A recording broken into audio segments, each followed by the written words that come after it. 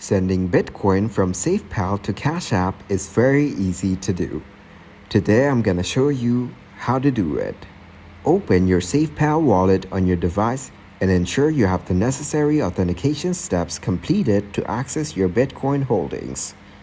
Then locate Bitcoin wallet address. Find your Bitcoin wallet address within the Safepal application.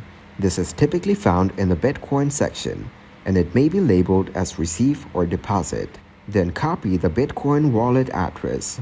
Now copy the Bitcoin wallet address from Safepal. Be careful to copy it accurately to avoid any errors in the transfer process. After that, open the Cash App on your device. Navigate to the Bitcoin section within the Cash App. You can usually find this in the investing or banking section of the app. Now look for the option to deposit Bitcoin into your Cash App Bitcoin wallet. It may be labeled as Deposit Bitcoin or Add Bitcoin.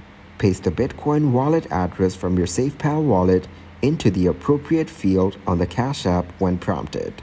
Then enter the amount of Bitcoin you wish to transfer and confirm the transaction. Be aware of any fees associated with the transfer.